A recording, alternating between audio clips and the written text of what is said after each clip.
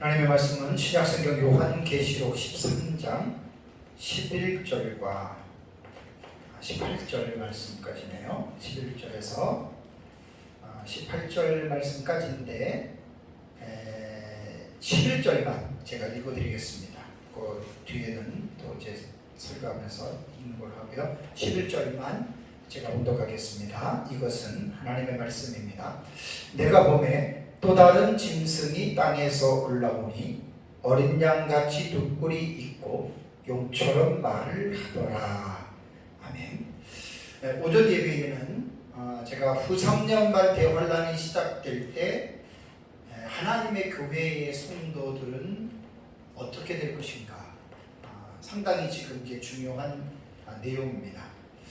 그래서 도표에 보면은 세 가지가 있어요. 후 3년간에 보면 예비처, 여자의 남은 자손들, 유대인의 남은 자손들, 저렇게 세 개가 되어 있는데, 유대인의 남은 자손들은 특별히 요한계시록에서 세대주의자들이 말하는 것처럼 요한계시록은 유대인들에게 주신 계시니까 요한계시록에서 막 유대인들을 이렇게 뽑아내는데 전혀 그렇지 않습니다. 세대주의가 교회와 이스라엘을 너무 극단적으로 구분을 해가지고 엄청난 잘못되게 성경을 해석하는데, 우리는 이제 그렇게 보지 않고 유대인들의 남은 자손은 사실 요한계시록에서는 직접적인 언급은 안 나와요. 근데 왜 제가 도표를 저기다가 집어넣냐면, 전 시간에 제가 마지막 그 파트에 그 유대인의 남은 자손들이 이제 후 3년간의 대환란으로 떨어져서 이제 고통을 당하는 그 부분에 있어서 바울이 이스라엘 백성들의 구원에 대해서 로마서 9장과 10장과 11장 3장에 걸쳐서 이제 이렇게 교훈한 내용이 있습니다. 그래서 로마서 11장 25절에서 27절 되게 중요합니다.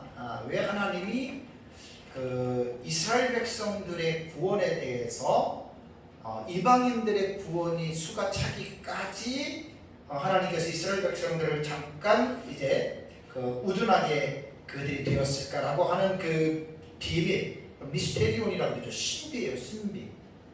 그래서 이제 그런 부분에 있어서 이제 후사년반 대환란에는 이스라엘 백성들을 분명하게 우리가 언급해야 됩니다. 그러니까 세대주의자들처럼 대환란은 이스라엘 백성들만의 경우인데 이거는 잘못된 거고, 또 이스라엘이라고 하는 나라 자체를 완전히 그 예수님 십자가에 죽고 신약시대가 되면서 완전히 이스라엘이라고 하는 나라 자체를 신약시대 교회로 대책해서 완전히 이스라엘이 구분할 수 없게끔 하는 것도 문제가 사실 있는 거예요. 그래서 저는 대체 신학에 대한 그 중요성이라든가 대체 신학에 대해서는 인정을 합니다. 그러니까 구약의 이스라엘이 신약의 교회로 상당수가 거의 다 대체가 됐어요. 대체 신학에서 말하는 내용이에요. 그러나 대체 신학의 그 부족한 부분은 뭐냐면, 완전히 구약의 이스라엘이 신약의 교회로 대체됐기 때문에 신약 시대 안에서 이스라엘을 따로 독특하게 논할 필요가 없다. 이게 이제 대체 신학자들의 논지인데 그거는 아니에요. 그러나 저는 거의 대체 신학을 저는 인정합니다. 그래서 세대주의자들은 대체 신학의 대자만 나와도 화를 내고 이단이라고 그러고 공격하는 거예요. 세대주의는 분명한 잘못입니다.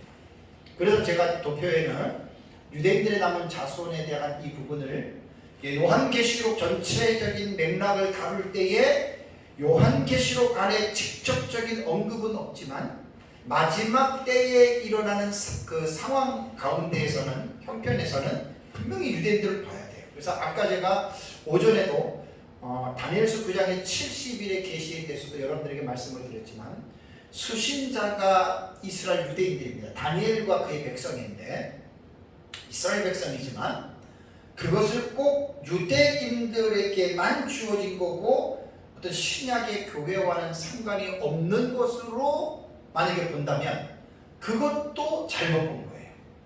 그래서 저는 이제 구약의 그 카일 델리치라고 유명한 구약 학자인데, 카일이 본 그 70일의 계시에서 이스라엘 백성들에게만이라고 하는 내용은 찾아볼 수 없다라고 하는 그 주장에 제가 동의를 하는 거예요.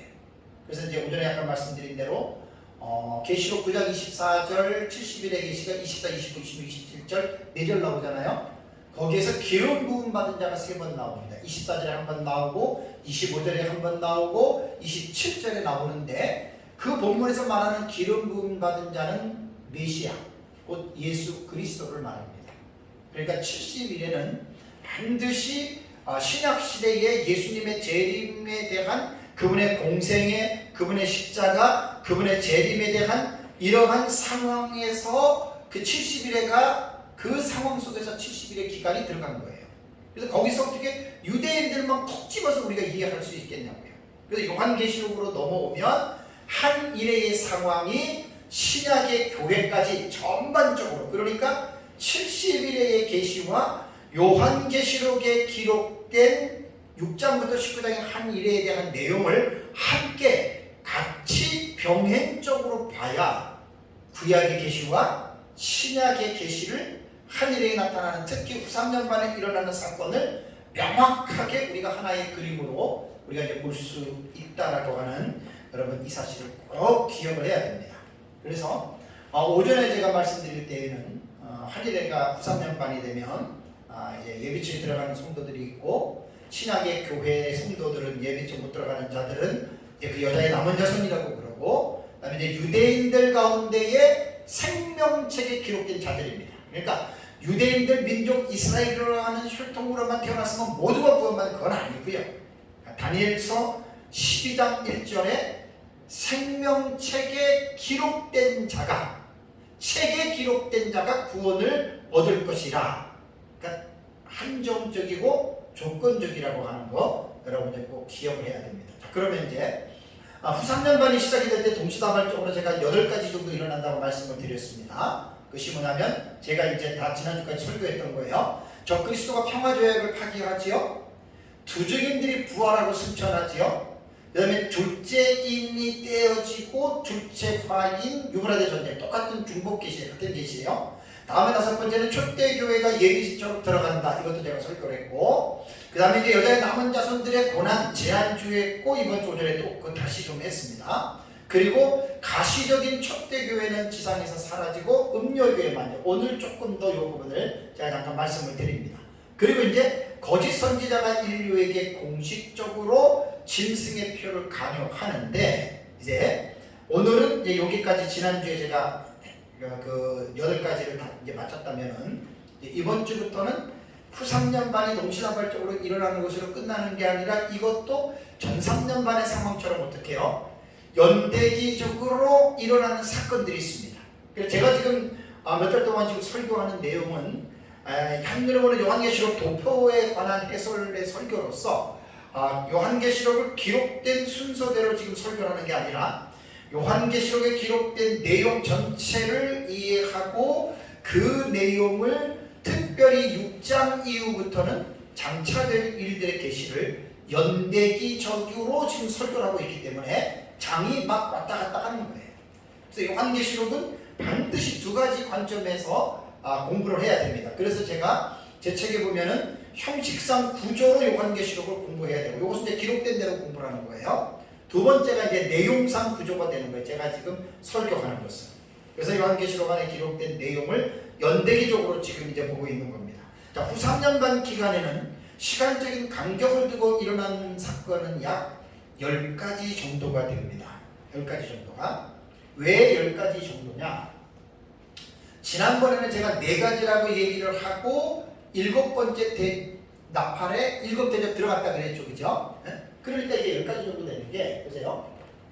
첫째에서 8번째까지가 사건이 뭐냐면 이게 7째 나팔이에요. 자, 그러면 7개 나팔이 하나의 사건이 되죠. 7 나팔의 계시가 뭐라 그랬어요? 7 대접의 계시죠. 그죠? 7 대접. 7 대접이니까 사건으로 하면 몇 가지 사건이 돼요? 7가지가 되잖아요. 그죠? 그러니까 7째 나팔은 하나의 사건으로 개수는 되고 7째 나팔에는 내용 자체는 가지고 있지 않아요. 뭘 갖고 있냐면 다음번에 전개되는 7 시리즈가 7 대접이잖아요. 7 대접을 사건화하면은 사건이 몇 가지예요? 7가지가 돼요. 그래서 사건으로 보면은 7째 나팔은 사건으로 보면은 8개의 사건이 이제 된다라고 하는 이제 그런 말입니다. 그런데 여기서 8개가 되는데 하나는 우리가 뭘 해야 돼요? 디바인 해야죠. 구분시켜야죠. 왜 구분시켜야 돼요? 제가 지금 후 3년 반에 연대기적으로 나타나는 일이니까 후 3년 반에 딱 끊어야 돼요. 그죠? 후 3년 반에.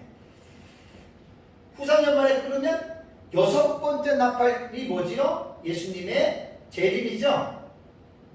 예수님 재림하면서 후 3년 반 끝나고 7번째 나팔이 뭐예요? 지구의 멸망이에요. 그러니까 7번째 대접은 한 일회가 끝난 이후의 사건으로 보는 거예요. 그 지구가 멸망하고 지구가 뭐예요? 또 그 다음에 재단장하고 그 다음에 뭐가 나와요? 천년 왕국이 나오죠. 그러니까 요한계시록을 구조적으로 볼 때 지금 제가 이게 내용상으로 보는 구조거든요. 명확하게 이러한 선들을 구분할 수 있어야 돼요. 그래서 후 3년 반에 일어나는 사건들 중에서 연대기적으로 일어나는 것은 7번째 나팔에서 이제 그 6번째 대접이니까 6개 플러스 7째 나팔 불리는 것까지 해서 이게 7번이 되는 거예요. 7번. 그리고 나서 이제 8번째에는 그렇다면 이제 어떤 사건이 일어나느냐? 요 7번째의 대접 사건이 이제 그 6번째 재림 때에 제가 말했잖아요. 뭐가 나오죠? 예수님의 재림이라고 하는 사건이 나와요. 그러니까 이것도 예수님의 재림을 독자적인 사건으로 뽑는다면 6번째도 여기서 하나를 빼야 되죠. 그죠? 그것이 6개가 되는 거예요. 여기 수치상으로 딱 구분하면. 그래서 이제 예수님의 재림이 있고 예수님의 재림이 있은 다음에 어떤 사건이 일어나냐면 유대인에 남은 자들이 이제 구원받는. 그래서 이제 이것이 뭐냐면 생존 성도들의 휴거가 되는 거예요.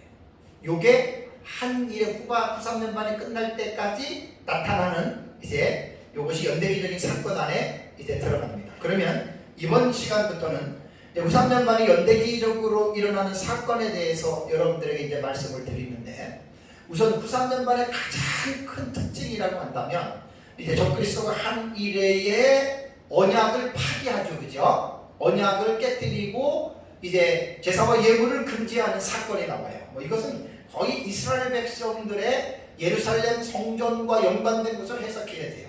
왜냐하면 다니엘서 9장 24절에서 27절에 70일의 계시에서 내 백성과 내 거룩한 성을 위하여 그리고 제사와 예물을 금지한다라고 했을 때에는 이스라엘 백성들이 예루살렘 성 안에서 예루살렘 성전에서 드려지는 종교적인 것들을 적그리스도가 폐한다라고 하는 것으로 해석을 해야 되거든요. 그러니까 후 3년 반이 될 때 적그리스도가 하나님의 언약을 파기시키고 그 다음에 둘째와 둘째인 이러한 유월화의 전쟁이 동시에 일어나면서 적그리스도가 예루살렘을 침공하는 쪽으로 우리는 성경에 대한 해석들을 합니다. 그래서 제가 5절에도 말씀드린 대로 다니엘서 9장 26 BCD 27 ABCD 요 7가지 사건이 26B절부터 나와요. 요 이제 제 책에도 아주 자세하게 제가 주의를 해놨기 때문에 이 부분들을 꼭 기억을 하고 있어야 됩니다. 그러면 이제 이번 시간에는 적그리스도가 예루살렘을 침공해서 예루살렘을 장악하고 이제 유대인들 이스라엘 백성들에게 제사와 예물을 금지하게 한다. 그런데 요한계시록을 가면 요한계시록에서는 유대인들만 적그리스도가 그 제사와 예물을 금지하는 게 아니에요. 당연히 신약의 교회가 구약의 다니엘서 9장에 나타난 70일의 본문에는 신약의 교회가 빠져 있는 거예요. 그러니까 그 기간은 똑같이 예수님 재림 직전에 일어나는 한 일의 사건인데, 다니엘서에 기록된 70일에는 이스라엘 백성들에 관해서만 그들의 내용을 기록했을 뿐이고, 신약성경 요한계시록에는 다니엘이 말한 한 일의 후삼년 반의 상황이지만 요한계시록에는 교회가 겪을 환란이 요한계시록에는 기록이 되어 있어요. 그래서 제가 오전에 말씀드린 대로 종말의 상황을 우리가 후삼년 반의 상황을 올바르게 우리가 이해를 하려면 구약의 계시와 신약의 계시를 함께 병행적으로 묶어서 그 두 그림을 한 그림으로 융합해서 볼 수 있는 지식이 필요하다라는 말입니다. 그래서 다니엘서 9장 26 BCD, 27 ACD 7가지 사건에다가 요한계시록에 나타나는 그 계시의 내용을 함께 믹서하면 마지막 한 일의 중반에 일어나는 후삼년 반에 대한 상황을 더 우리가 명확하게 풍성하게 우리가 그 사실을 이해할 수 있다고 하는 것을 여러분 꼭 기억을 해야 됩니다. 자, 그러면 이제 후삼년 만에 되면서 이제 적그리스도 예루살렘을 침공했고 4대 열강에서 지금 그 다니엘서 7장의 계시를 그럼 알아야 돼요. 네 번째 짐승이 나머지 짐승을 발로 밟았다. 전쟁에서 이긴 거예요. 그래서 전쟁에서 이겨서 이제 이 적그리스도가 후삼년 반에 42달 동안에 대한 이 다스림이 13장 보기를 볼까요? 13장 5절 지난주에 다 본 거고 계속해서 같은 말씀을 계속 반복하는 이유는 이런 방면 저런 방면에서 다 우리가 볼 수 있어야 되거든요. 13장 5절에 뭐라고 그랬습니까? 또 짐승이 과장되고 신성모독을 말하는 입을 받고 얼마 동안? 42달 동안. 이 42달이 문맥상으로는 전 3년 반이 아니고 후 3년 반에 해당이 되는 거예요. 그래서 이제 이 적그리스도가 바다에서 올라오는 짐승으로 묘사했고, 그러고 나서 이제 이 적그리스도가 이제 42달 동안 일하는 권세를 받고, 바울이 말한 데살로니가 후서 2장 4절에도 보면은 마지막 때에 그 뭐죠? 멸망의 아들, 또 무슨 자라고 했어요? 다니엘서 2장 4절에 예? 그 멸망의 아들, 또 그다음에 또 데살로니가 후서 2장 4절에 보면은 불법의 사람 저 불법의 사람 곧 멸망의 아들, 그가 바로 적그리스도의 저기 바울에 의하면, 그래서 그가 70일의 계시에서 27절 그 C절에 보면은 그 성전에 그가 이제 우상이 들어간다는 게 바로 적그리스도 우상이거든요. 그것을 바울은 데살로니가후서 2장 4절에 성전에서 자기를 하나님이라고 일컫는다. 그리고 이제 그 계시록 13장을 보면은 그가 이제 모든 사람으로부터 경배를 받는다. 이렇게 다 같은 내용이 여러 각도에서 여러 사람들을 통해서 지금 성경이 계시가 됐기 때문에 성경을 읽는 우리들은 그 계시들을 잘 연구해서 하나의 완성된 그림으로 우리는 그것을 볼 수 있어야 된다고 하는 사실입니다. 그러고 나서 이제 오늘 제가 계시록 13장 11절부터 18절은 전에 다 제가 주의 설교할 때 아주 자세히 설교했던 내용입니다. 간략하게 중간만 말씀을 드리는데 13장 11절에 내가 또 보면 다른 짐승이 땅에서 올라온다. 이게 바로 제가 거짓 선지자라 그랬죠. 그죠? 그래서 이 거짓 선지자에 대해서는 11절부터 18절까지의 내용을 분명하게 이해하고 있어야 됩니다. 그럼 이제 거짓 선지자는 전에도 말씀드린 대로 적그리스도의 동반자예요. 적그리스도의 시종이에요. 시종. 그래서 이 거짓 선지자는 적그리스도를 하나님으로 경배하게 하는 정치적인 단일 인물로서 전 세계에 걸쳐서 거짓 선지자가 지금 적그리스도를 신으로 신격화시키는 일을 책임자가 바로 뭐냐면 땅에서 올라오는 짐승, 바로 이 사람을 거짓 선지자라고 우리가 부른다라고 하는 말입니다. 그래서 죽임을 당한 어린 양의 생명책에 창세 이후로 이름이 기록되지 못하고 이 땅에 사는 자들은 뭐라고요? 다 그 짐승에게 경배하리라. 그러니까 생명책에 기록되지 않았으니까 불택자죠. 그들은 한 명도 빼놓지 않고 다.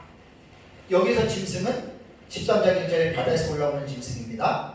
이가 바로 적그리스도. 경배한다라고 하는 이 단어는 프로스키네오라고 하는 단어 제가 많이 사용하잖아요. 이 프로스키네오라고 하는 단어는 예배하다라는 뜻입니다. 꼭 경의를 표한다.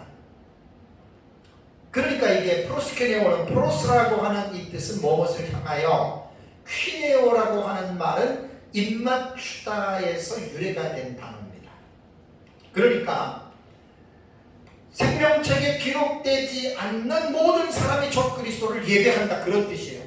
정확하게 말하면 여러분, 사람은 하나님이 지으신 피조물로서 하나님만을 프로스키네오 해야 돼요. 경배해야 돼요. 그런데 인류 종말에는 생명책에 농명되지 아니한 모든 사람은 하나도 빠짐없이 13장 8절에 적그리스도를 예배한다라고 하는 말이잖아요. 여러분, 이게 얼마나 지금 엄청난 사건인 줄 아십니까? 지금은 우리 시대에는 무신론자들이 많아요. 어떤 특정한 종교를 선택하지 않고 특정한 신을 믿지 않고 나는 종교 없어, 자기만 믿고 사는 거예요. 그런데 마지막 때가 되면 무신론자들 하나도 없습니다. 기독교인과 비기독교인으로 정확하게 갈라지고, 비기독교인은 생명책에 기록된 택자들, 비기독교인들은 생명책에 이름이 기록되지 않는 자들. 그 13장 8절이 그걸 지금 근원을 설명해 주고 있는 거예요. 그래서 생명책에 기록되지 않는 자는 우리가 하나님을 경배하듯이 적그리스도인 사람을 그들이 경배한다라고 이렇게 말을 하고 있습니다. 그러니까 이 일을 누가 하느냐? 그게 바로 거짓 선지자. 그래서 오늘 이 13장 11절에 땅에서 올라오는 짐승을 11절에서 18절에 보면 거짓 선지자라고 하는 내용은 하나도 안 나와요. 용어는 안 나와요. 그러면 왜 땅에서 올라오는 짐승을 거짓 선지자라고 하느냐? 19장 20절 가보세요. 19장 20절을 가보면 이 자가 바로 땅에서 올라온 짐승을 거짓 선지자로 불러요. 자, 19장 20절을 보니까 짐승이 잡히고 그 다음에 그 앞에서 표적을 행하던 누구? 거짓 선지자도 함께 잡혔으니 그랬죠. 그리고 이 거짓 선지자를 어떻게 묘사해요? 이는 짐승의 표를 받고 그의 우상에게 경배하던 자들을 어떻게 해요? 표적으로 미혹하는 자다. 이 자가 바로 거짓 선지자예요. 자, 13장 14절을 이제 봐보세요. 자, 땅에서 올라온 13장 14절 보면은 땅에서 올라오는 짐승이 11절부터 쭉 읽어 내려가다 보면 14절을 보면 이 땅에서 올라오는 짐승이 뭐합니까? 짐승 앞에서 받은 바 이적을 행함으로 땅에 사는 자들을 어떻게 해요? 미혹했다. 이게 표적을 행하는 자예요. 미혹하여 땅에 거하는 자들에게 이르기를 칼에 상하였다가 다시 살아난 짐승을 향하여 뭘 만들라? 우상을 만들라. 13절 보세요. 13절. 큰 이적을 행하되 심지어 하늘 사람들 앞에서 불이 하늘로부터 땅에서 내려오게 하고, 여기가 바로 땅에서 올라오는 짐승이 바로 짐승 앞에서, 그것은 바다에서 올라온 거짓 선지자 앞에서 표적으로 많은 사람들을 미혹하던 이 자의 이름이 19장 20절에서는 거짓 선지자라고 이렇게 말했다, 그 말입니다. 이해가 되시죠? 자, 그러면 요한계시록에서 19장 20절에 거짓 선지자라고 이야기를 했다고 해서 구약시대의 거짓 선지자와 신약시대의 그 거짓 선지자를 말하는 것이냐? 아닙니다. 그 많은 사람들이 용어만 가지고 지금 마지막 때에는 거짓 선지자가 나타날 것이다. 그런데 13장 11절에 나타난 땅에서 올라오는 짐승은 그런 거짓 선지자가 아니에요. 적그리스도와 마찬가지로 지금 13장에 나타나는 두 짐승은 정치인이고 단일 인물입니다. 그리고 땅에서 올라오는 짐승 이 거짓 선지자는 어떤 역할을 하냐면 정치적인 일을 하면서도 이제 종교적인 분야를 직접 컨트롤하는 자가 됩니다. 그러니까 모든 종교를 통합하죠. 그게 이제 마지막 때 이제 그 일신교가 되는 거예요. 적그리스도로 하나님으로 믿는. 그러니까 이제 제가 17장에서 그 주의할 때 말씀을 드렸지만 땅에 있는 것, 땅의 짐승들과 모든 것들의 어미라고 이야기를 했잖아요. 그죠? 그래서 그 부분들은 사실 되게 중요합니다. 왜 중요하냐면 몇 절에 나오냐면은 계시록 17장 5절을 보면은 그 이마에 이름이 기록되었을 때 비멜이라 큰 바벨론이라 땅의 음녀들과 가증한 것들의 어미다. 그러니까 음녀는 그 밑에 두 가지의 세력이 이제 달려 있는 거예요. 하나는 뭐냐면 땅의 음녀들은 음녀라고 말했을 때 요한계시록에서는 타락한 기독교를 말합니다.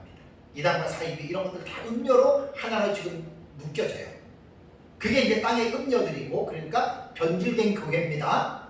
복음이 있는 교회가 아닌 비본질적인 요소를 가지고 나가는 교회들은 다 땅의 음녀의 교회로 보면 됩니다. 이단과 사이비 그거 다. 그 다음에 또 하나는 뭐냐면 가증한 것들의 어미. 가증한 것들은 우리는 지상에 있는 타종교로 다 해석을 해요. 타종교, 이슬람, 그 다음에 힌두교, 그 다음에 불교, 모든 종교들을 땅에 가지는 것들. 그러니까 이 17장의 큰 음녀는 타락한 교회들과 이 세상의 모든 종교들의 어미다. 그래서 큰 음녀는 로마의 교황으로 우리가 볼 수밖에 없는 거예요. 보세요. 꼭 이 일은 분명히 이제 세계에서 종교 통합이 곧 됩니다. 종교 통합이 이루어지면 당연히 그 종교 통합의 수장은 천주교밖에 될 수가 없어요. 가장 인원이 많거든요.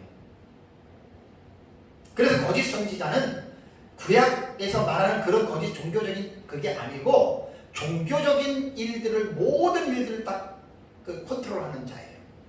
그래서 그것은 11절부터 18절을 잘 읽어보세요. 바로 이 자가 그런 일을 한다라고 하는 사실입니다. 그래서 이제 요거를 조금 더 자세하게 제가 좀 말씀을 드리고, 요거는 93년반이 시작이 되면서 끝날 때까지 이 거짓 선지자가 전 세계를 통제하면서 지금 적그리스도를 메시아로 경배하라고 전 세계를 지금 이제 이 일을 지금 진행을 하는데, 이 일이 과연 어떻게 일어나는지를 보면 깜짝깜짝 놀랍니다. 자, 그러면 13장 14절을 볼까요? 자, 14절을 보시면 짐승 앞에서 받은 바 이적을 행함으로 땅에 거하는 자들을 미혹하여, 짐승 앞에 받은 바는 뭐냐면 앞에 있는 적그리스도고, 그 다음에 땅에 이적을 행한 것은 용이, 사탄이 이 거짓 선지자에게도 기적을 행할 능력을 줬어요. 그래서 땅에 있는 거하는 자를 미혹하여, 그 다음에 뭐라 그랬어요? 땅에 거하는 자들에게 뭐라고 요구합니까? 칼에 상하였다가 살아난 짐승을 위하여 우상을 만들라. 요것은 13장 3절을 보면 그의 머리 하나가 상하여 죽게 된 것 같더니 그 죽게 된 것이 상처가 나며 곧 땅이 여겨 짐승을 따르고, 적그리스도가 이제 바다에서 올라온 짐승 적그리스도가 사람에 의해서 죽임을 당해요. 상처를 입어요. 죽은 것 같았는데 살아나요. 그걸 지금 말하는 거예요. 13절. 죽게 되었던 12절에 그들을 위하여 14절에도 칼에 상하였다 살아난 짐승의 우상을 만들라. 그러니까 거짓 선지자는 이런 일을 하는 거예요. 적그리스도를 향해 우상을 만들고 적그리스도를 메시아로 믿어라. 이게 거짓 선지자가 하는 거예요. 이건 정치적인 인물이고 단일 인물이에요. 그래서 이제 이 거짓 선지자 혼자 하는 게 아니라 이 사람은 정치적인 권력을 가지고 그 밑에 하수인을 두는데 음녀를 하수인으로 두는 거예요. 그래서 음녀는 아까 17장 6절에 말씀드린 대로 땅의 그 음녀들과 그 다음에 가증한 것들, 모든 종교가 하나로 통합이 됩니다. 기독교 빼놓고. 그래서 이제 이 일을 거짓 선지자가 지금 실행하는 것입니다. 15절을 보시면 그가 권세를 받아, 이게 이제 땅에서 올라오는 짐승이 거짓 선지자거든요. 권세를 받아 그 짐승의 우상에게 뭘 준다고요? 생기, 살아있는 혼을 불어넣어주는 거예요. 우상에게. 그 다음에 그 짐승의 우상에게 말하게 하고 또 짐승의 우상에게 경배하지 않는다는 몇이든 다 어떻게 해요? 죽입니다. 그러니까 13장 8절을 먼저 보세요. 14장 8절 거기 보면 죽임을 당한 어린 양의 생명책의 창세 이후로 이름이 기록되지 못하고 불택자들이죠. 이 땅에 사는 자들은 다 그 짐승에게 뭐한다? 경배한다. 프로스케네어 한다. 이게 이제 후삼년반에 다 지금 일어나는 거예요. 전쟁이 일어나고 뻥 터지고 막 그러는 상황에서 이 일은 지금 ING입니다. 진행되어져 가는 일들입니다. 다음에 이제 두 번째가 아까 14절 15절 보시면 그 짐승의 우상을 말하게 하고 또 그 다음에 뭐죠? 짐승의 우상에게 경배하지 아니하는 자는 어떻게 한다고요? 몇이든 다 죽여버려요. 100만 명이든 1000만 명이든 다 죽여버려요. 이 상황을 분명하게 이해를 하고 있어야 됩니다. 자, 13장 10절을 보세요. 10절에 사로잡힐 자는 사로잡혀 갈 것이요 칼에 죽을 자는 마땅히 칼에 죽을 것이니 성도들의 인정한 믿음이 여기 있느니라. 이게 지금 성도들의 죽음을 말하는 거예요.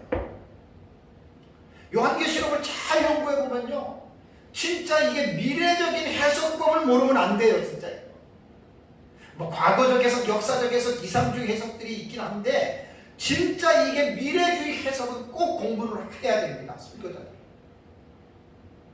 만약 이런 일이 일어난다면 어떡할 거예요? 성도들을 교육을 시켜야죠.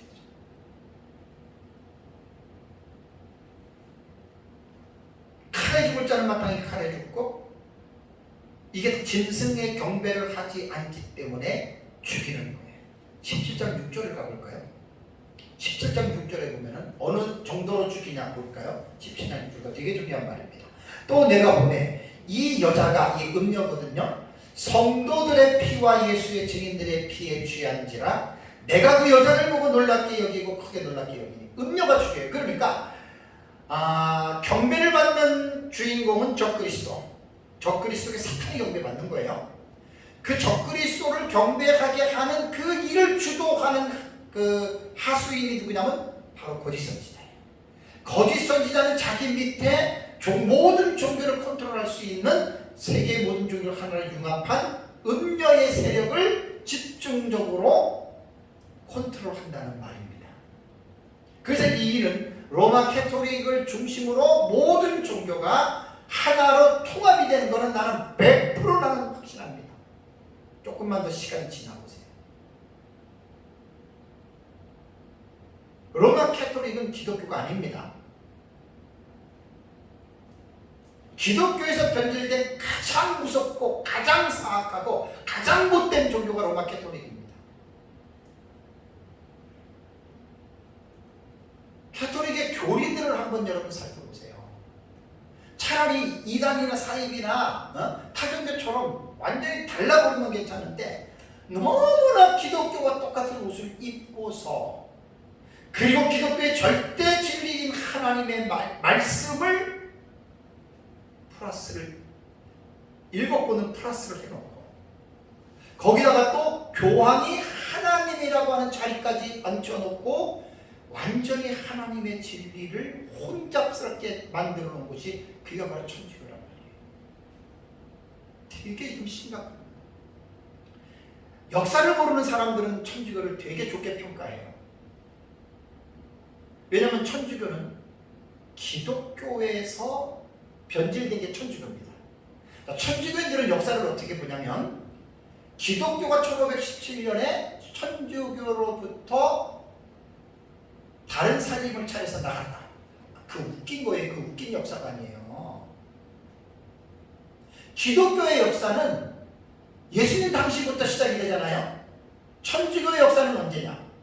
AD 313년 콘스탄틴 대제가 밀라노에서 기독교를 공식 종교로 인정하고 394년인가요? 그의 자손들 중에 데오도시우스 황제 때에 로마가 기독교를 국교로 수용하는, 그게 로마 캐토릭의 시작이에요.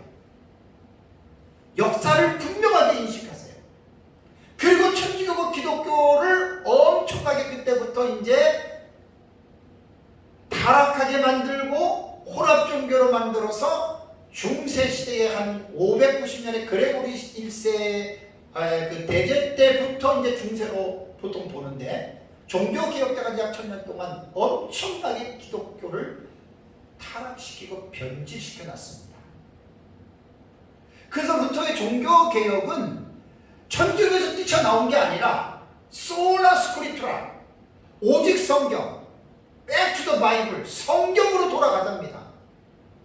그래서 종교개혁자들의 모토는 우리는 천주교에서 빠져나왔다가 아니고 기독교의 원형으로 돌아가자. 그 성경으로 돌아가면 예수님 당시로부터 돌아가는 거예요. 이게 기독교의 역사관이에요.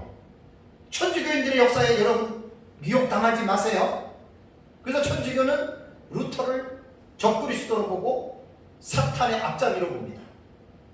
왜냐하면 신부들은 결혼을 못하니까 루터가 여자랑 결혼하려고 천주교를 빠져나갔다. 그리고 천주교를 모함했다. 그래서 루터를 적그리스도로 보는 거예요. 천주교에서. 웃기죠? 뚜렷한 역사의식을 가지십시오. 그래서 17장 6절에는 성도들의 피와 예수의 증인들의 피에 취했다. 그래서 이게 언제 이렇게 짐승의 경배를 거부하는 자들을 죽이느냐, 이게 후3년반에 일어나는 일이에요. 지난주 설교와 이번주 설교 계속 연속되는 거예요. 이거 이해하지 못하면 이거 지금 잘 깨닫지 못합니다. 그러니까 짐승의 경배를 거부하는 자를 죽이는 게 후3년반, 그래서 대환란이란 말이에요. 세상에도 대환란이지만 기독교도 엄청난 대환란이 되는 거예요. 예비처에 있는 사람은 머리털 하나 건드리지 못해요. 93년반 대환란에 떨어진 사람들이 지금 짐승의 경배를 강요하고 요구하고 이 짐승에게 경배를 하지 않음으로 인하여 지금 죽는 거예요. 죽는 사람 다 성도입니다. 100% 성도입니다. 그래서 14장 여러분 12절 13절 가보세요. 이 내용은 여러분들에도 지난번에 말씀드렸지만, 14장 12절 13절을 보면 성도들의 인내가 여기 있나니 그들은 하나님의 계명과 예수에 대한 믿음을 지키는 자니라. 또 내가 들으니 하늘에서 음성이 나서 이르되 기록하라. 지금 이후로 주 안에서 죽는 자들은 복이 있도다 하시매 성령이 이르시되 그러하다. 그들이 수고를 그치고 쉬리니 이는 그들의 행한 일이 따름이라 하시더라. 저도 요한계시록을 모를 때에는 장례식장 가서 설교할 때 이거 13절 설교했습니다. 주 안에서 죽은 자는 복이 됐기 때문에 그들이 행한 일이 따름이라 그래가지고 이제 저는 장례식에서 전에는 이렇게 설교를 했는데 지금은 이 설교 안 합니다. 왜냐하면 이 14장 13절에 지금 이후로 죽는 것은 지금 이 시대에 죽는 게 아니라 후 3년반 시대에 적그리스도의 경배를 거부하다가 죽는 성도들을 말합니다. 이 사람들이 여자의 남은 자손들입니다. 왜 오전에도 지난주에도 강조한 줄 아십니까? 여자의 남은 자손이 되지 말고 예비처에 들어가는 이러한 신앙인의 수준이 되라. 왜 강조하는 줄 아십니까? 이러한 환난을 당하지 말라는 거예요. 이거는 구원의 문제하고는 제가 상관이 없다 그랬어요. 구원의 문제하고 상관없어요. 예수님 믿었으면 구원받는 거예요. 구원받은 자들에게 지금 후3년반 대환란에 여자의 남은 자손들이 지금 이러한 일을 당한다는 거예요. 이 말은 뭐냐면 그들을 위로하는 말이에요. 지금 예수 믿고 죽은 그런 사람하고는 상관이 없어요. 어느 시대든 간에 예수 믿고 죽으면 복이 있습니다. 근데 요한계시록 14장 13절 말씀은 이 시대를 말하는 게 아니라 마지막 시대에 일어나는 후3년반의 이겁니다. 그래서 우리는 요한계시록을 해석할 때 주먹구구식으로 해석 안 하고 고무줄처럼 해석을 안 해요. 신학적인 우리의 기저가 뭐예요? 6장부터 19장까지는 한 일행인 7년 동안에 일어나는 사건이라고 하는 이 신학적인 체계가 너무나 분명하기 때문에 6장부터 19장에 있는 내용은 한 일의 7년 안에 일어나는 사건으로 우리는 해석을 하는데 약 44가지의 사건이 전부 다 연속적으로 연관이 되어져 있다. 그것이 결정체가 저 도표입니다. 뭐 성경을 해석할 때 뚜렷한 신학적인 체계와 기준 없이 그냥 자기 멋대로 막 하는 해석들이 되게 많거든요. 특히 환경실험은 더더욱 그래요. 이게 미래주의 해석은 잘못 배워버리면 큰일 나요. 제가 아까 우리 교회에 온 거 그 책 어디 있어요? 저 안에 있죠. 참 정말 기가 막히죠. 그 사람들의 말에 의하면 2020년에 한일회가 시작이 됐어요.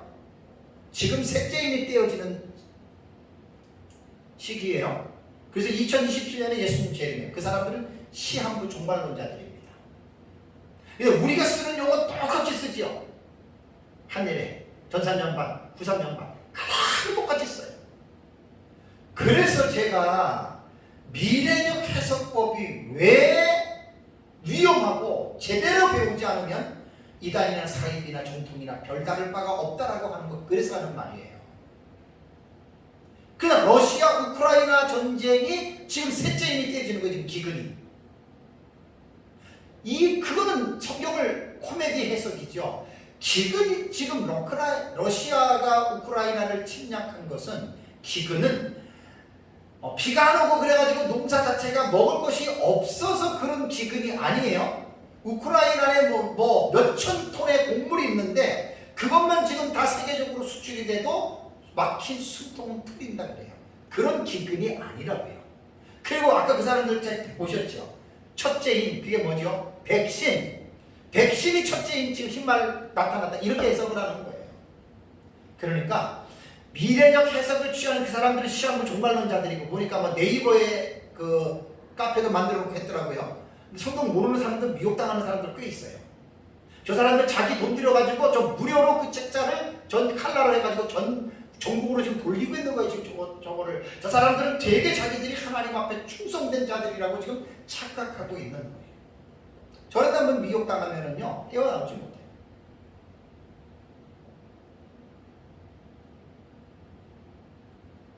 그래서 짐승에게 후 3년 반에 짐승의 형배를 당하다가 죽는 사람들이 성도입니다. 여자에 남은 자손들. 그래서 음녀가 성도가 예수 그리스도의 증인들의 피에 취했다. 많이 죽였다는 말입니다. 하는 이제 두 번째는 그 다음 후 3년 반의 교회는 어떻게 될까?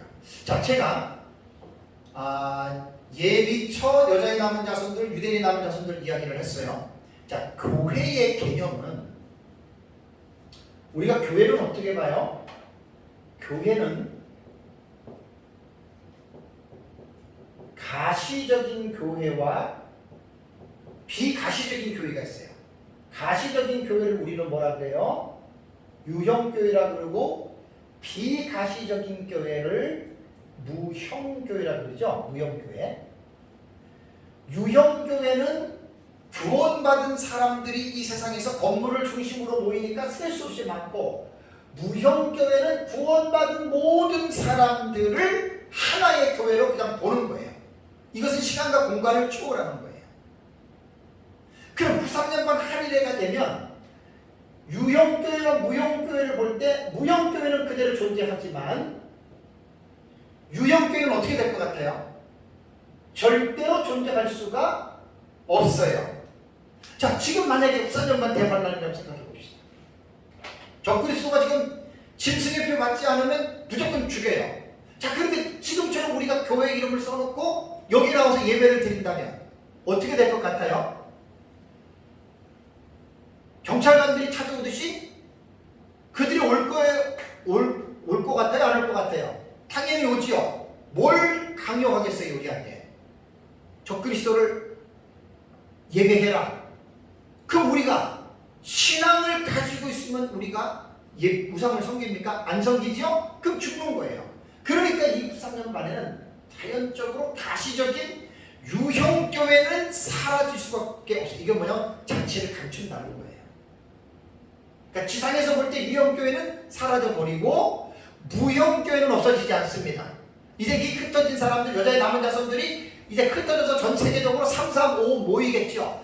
집사님, 권사님, 목사님, 우리 어디로 모이시다. 피밀리에 모여가지고 예배하고 기도하고 그러다가 걸리면 죽는 거예요.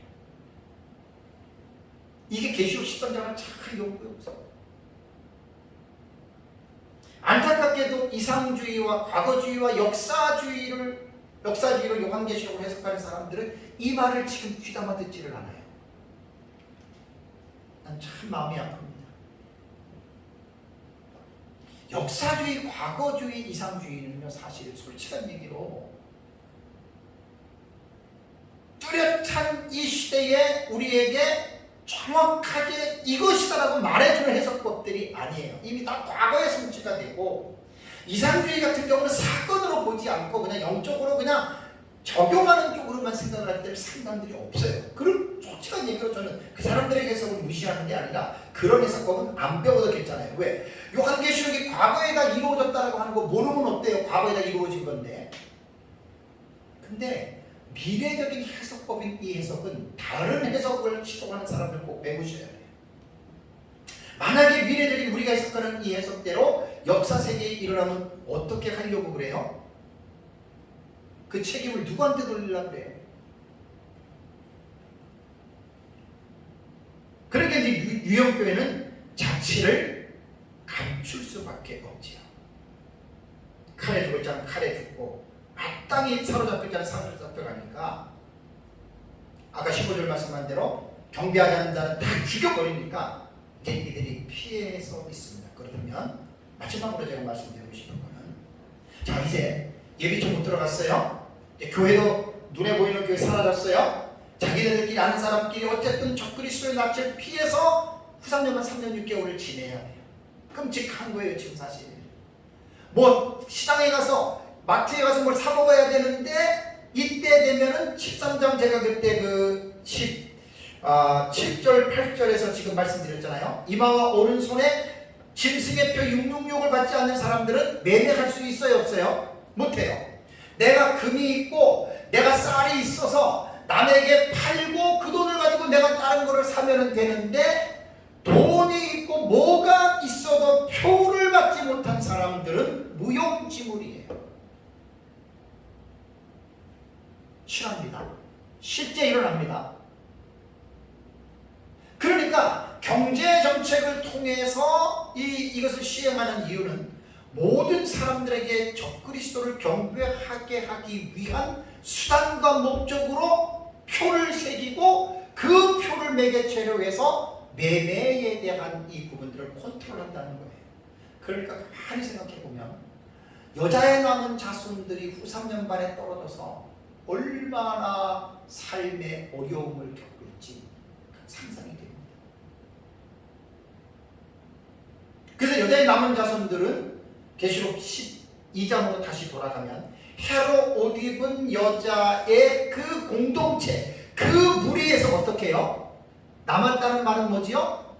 거기에 포함되지 못하고 분리된 사람들, separated, 디바인, 나누어진 사람들. 그래서 그 여자의 남은 자손, 그라고 하는 정관사를 붙이는 거예요. 헤롯 옷 입은 여자 촛대교회.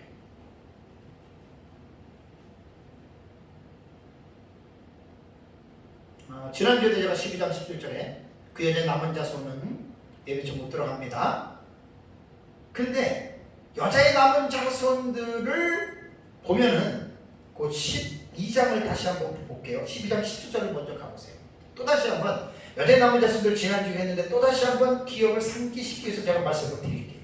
자, 17절을 보시면 12장 17절에 그 여자의 남은 자손하고 곧 세부 묘사를 해요. 부연 설명을 해요. 그죠? 이 여자의 남은 자손들은 어떤 사람이죠? 하나님의 계명을 지키며 그 다음에 예수의 증거를 가진 자들이다. 요게 바로 여자의 남은 자손들이에요. 그러면 이 여자의 남은 자손들은 하나님의 계명을 지켰다, 예수의 증거를 가졌다라고 하는 이 분명한 정체성을 말을 하는데, 이들이 얼마 전까지만 해도 이들은 어떤 자들이었어요? 촛대 교회에 속해 있었지만 황충화 때의 믿음 생활에 있어서 깨어서 신앙생활했던 사람들이 아니고, 육신적인 정욕에 빠져서 하나님의 말씀을 불순종하면서 살았던 말씀을 불순종하면서 살았던 자들이란 말이에요. 그런데 왜 이들을 하나님의 계명을 지키고 예수의 증거를 가진 자들로 지금 12장 17절에는 묘사하고 있느냐? 그렇게 된 배경이 있잖아요. 자, 11장 14절을 보세요. 11장 13절. 그때에 큰 지진이 나서 성 10분의 1이 무너지고 지진에 죽은 사람이 7천이라. 그 다음에 뭐라고요? 그 남은 자들이 두려워하여 영광을 하늘의 하나님께 돌리더라. 그 남은 자들이 누구냐? 이 여자의 남은 자손이에요. 그러면 그때에 지진이 나서 성 10분의 1이 무너지고 지진에 죽었다라고 하는 말은 이게 바로 둘째와 유브라데의 전쟁이 끝나는 상황이라고 그랬죠. 그죠? 그때 두 주님들이 승천하는 때예요. 이들이 그때 두려워하며 하나님께 영광을 돌렸다는 말은 여자의 남은 자손들이 9~3년 만에 예비처에 이미 촛대교회는 이미 예비처로 들어갔는데 이들은 못 들어간 거예요. 여기서부터 이들이 분리된 거란 말이에요. 유브라데 전쟁을 통해서 비로소 이들이 그때 회개한 거예요. 회개. 그리고 12장 17절은 회개한 이후에 이제 그들이 지금부터는 내가 하나님의 계명을 지켜야 되겠다. 나는 예수 믿는 자다. 나는 죽이려면 나를 죽여라. 이런 예수의 증거를 가지고 있었다는 말이에요. 그게 12장 17절의 말씀입니다. 여기서 우리는 뭘 우리가 생각을 해야 되냐면 이들은 환충화 때에는 성령으로 말씀으로 충만하지 못하고 그렇게 살다가 9~3년 반 들어오면서 예비처를 못 들어가고 떨어져서 이들은 대환란에 떨어진 거예요. 그때 깨닫고 회개하고 이제는 정신을 차리고 하나님의 계명을 지킨다는 하는 말은 이 당시에는 1, 2계명을 생각하면 1, 2계명 뭐 도둑질하나 살인하지 말라 그런 거 말고 왜? 이때에는 9~3년 반에는 가장 큰 이슈가 뭐지요? 짐승을 하나님으로 경배해라 그 말이에요. 근데 하나님의 계명을 지킨다는 말을 이 9~3년 반 시대에 정확하게 매칭시켜서 말씀을 드리면 1계명과 2계명의 문제입니다. 1계명은 하나님 뭐라 그랬습니까? 나 외에 다른 신을 섬기지 말라 그랬고 2계명은 우상을 만들거나 우상에게 절하지 말라 그랬죠. 그러니까 9~3년 만에는 적그리스도를 우상을 만들어 놓고 그를 섬기고 경배하라고 했기 때문에 여자의 남은 자손들은 회개하고 발에 선 이들은 하나님의 계명을 지킨다는 말은 절대로 적그리스도에게 경배하지 않는다 그 말이에요. 예수를 믿는 그 증거를 예수의 증거를 가졌다고 하는 말은 나는 구원받은 하나님의 자녀고 예수님의 나는 구원받은 자다. 나는 이 믿음을 버리지 않는다. 그래서 죽임을 당하는.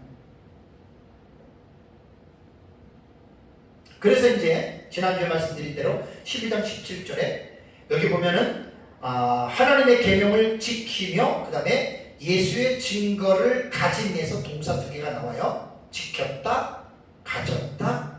이것이 지키다가 그 테린톤이라고 하는 단어인데 테레오의 능동분사 형제형이라고 그랬어요. 가졌다라고 하는 말도 에콘톤이라고 하는 것도 에코 동사의 능동분사 형제형입니다. 동사를 우리가 볼 때에는 그 동사의 방향을 봐야 되게 태예요. 태. 능동이에요. 얼마 전까지만 해도 이들은 하나님의 말씀대로 순종하지 않고 지 맘대로 살다가 대환란에 떨어져서 회개하고 나서는 자기들 스스로가 어떻게 해요?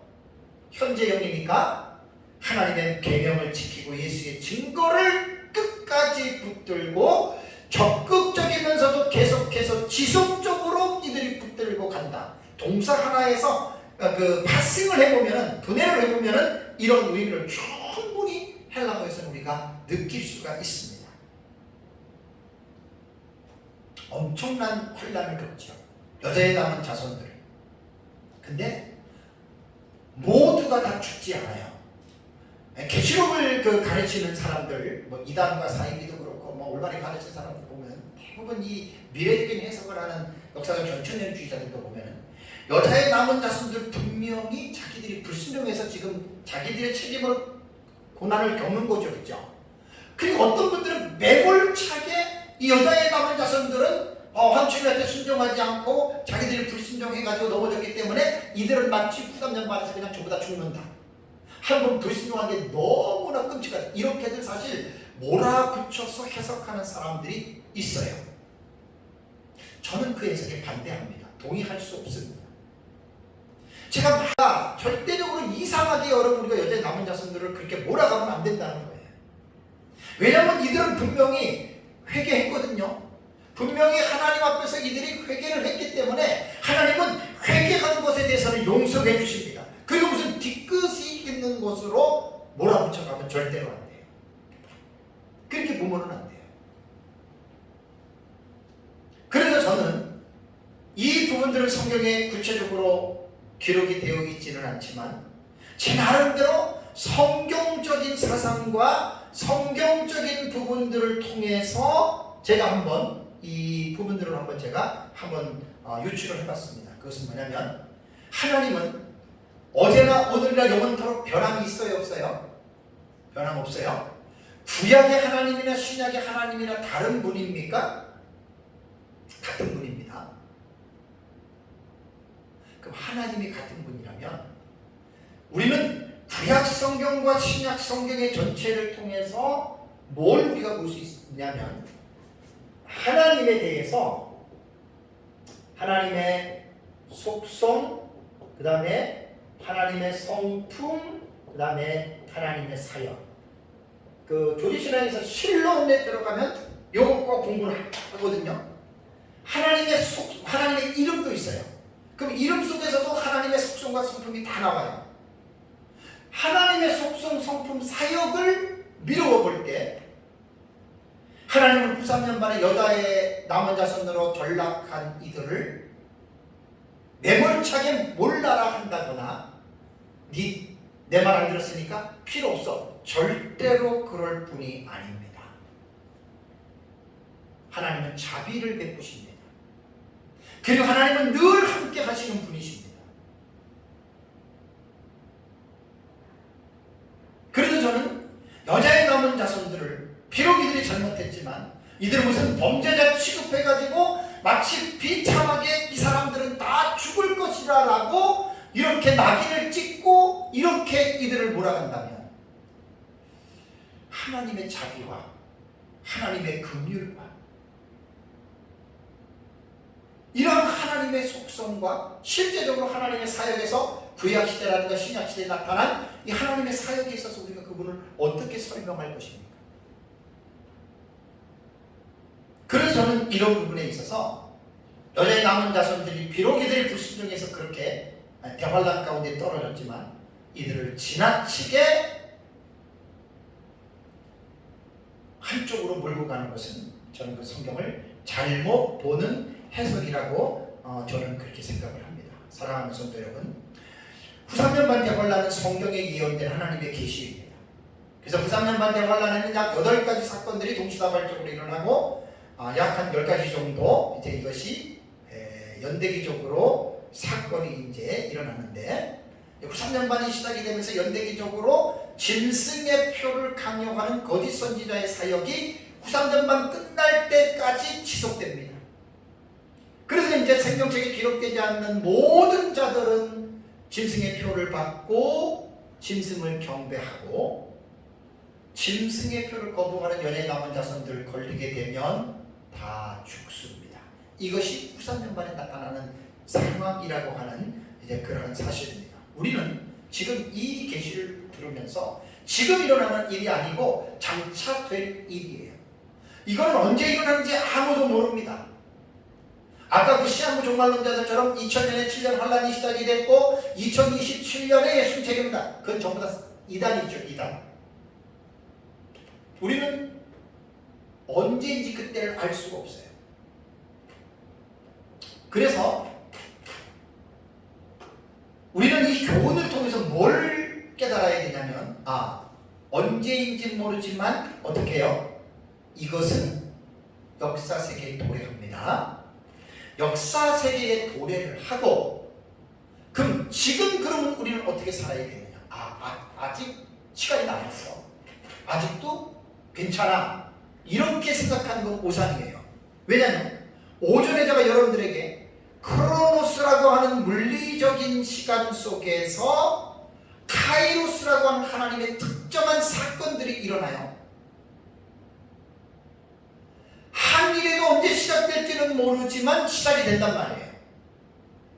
예수님 언제 재림한다 그랬어요? 아무도 모르고 도적같이 온다 그랬어요. 그럼 우리는 어떻게 해야 돼요? 오전에 제가 손양원 목사님 말씀드린 대로 늘 우리들의 삶이 오늘 밤에도 예수님이 오실 줄 모른다라고 하는 이 의식은 갖고 있어야 되지 않겠어요? 아, 내가 기도해보니까 한 100년, 200년 더 있어야지 와. 그 좀 정신이 좀 이상한 사람이죠. 예수님이 도둑같이 온다. 아무도 예측 못하고 아무도 몰라요. 징조를 통해서 우리가 어느 정도는 예측할 수 있지만 예수님 재림 때는 아무도 못 맞춥니다.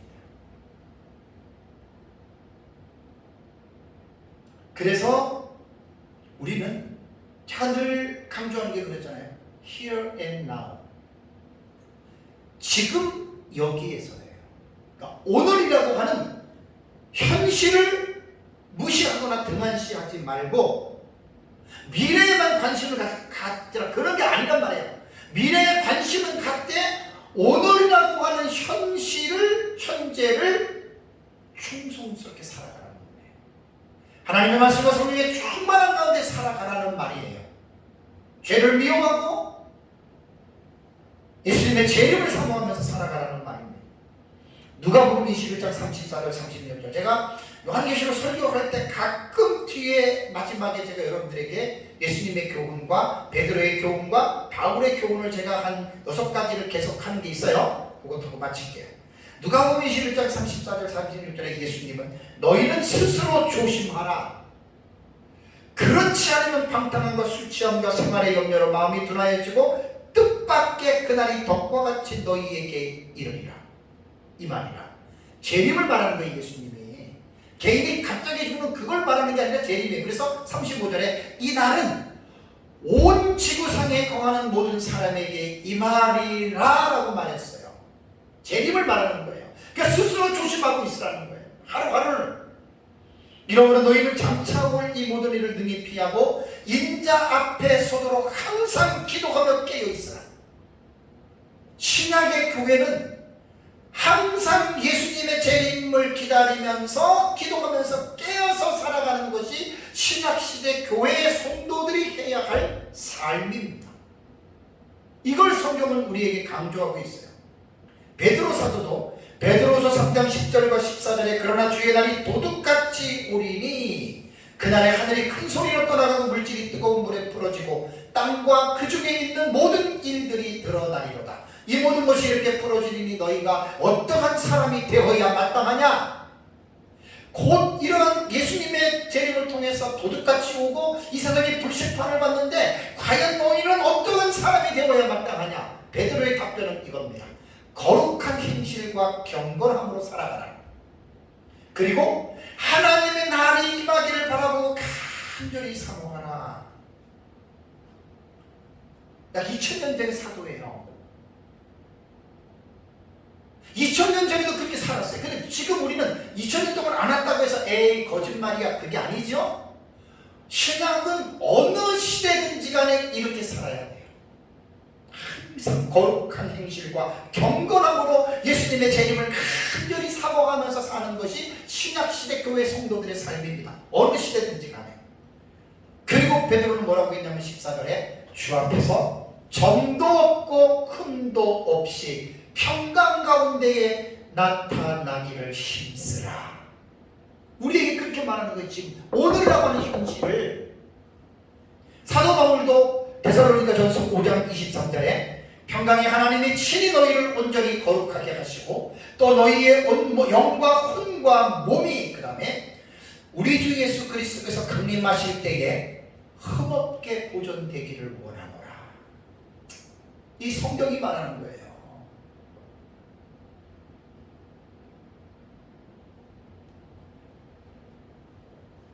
모든 우리들의 삶이 흠없게 보존되기를 이런 삶을 우리는 살아야 돼요. 사도 요한도 요한일서 2장 28절에 자녀들아 이제 그의 안에 거하라. 이는 주께서 나타나신 바 되면 그가 강림하실 때의 재림이죠. 우리로 담대함을 얻어 그 다음 말이 중요한 거예요.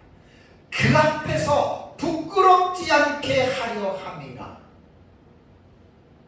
신약시대의 교회는, 신약시대의 성도는 예수님 재림할 때 부끄럽지 않는 삶을 살아가는 것이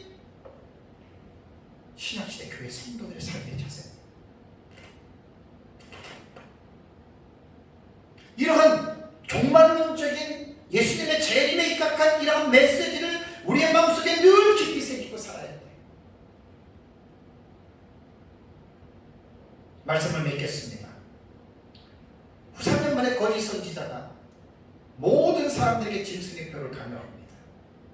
물론 생명책에 기록된 택자들은 절대로 안 받습니다. 세대주의자들이나 시한부 종말론자들, 사이비 종말론자들이 짐승의 표 받은 지옥 가는 막 성도들 막 두렵게 하는데 안 받게 되어져 있어요. 요한계시록 보면 성도들은 딱 들으면 알아요. 구원받은 자는. 괜히 겁줄 필요가 없어요. 그래서 우리가 살아있는 동안에 하나님의 계시의 말씀을 잘 깨닫고 또 믿음으로 순종하면서 승리하는 삶을 살아가시기를 주님의 이름으로 축복합니다.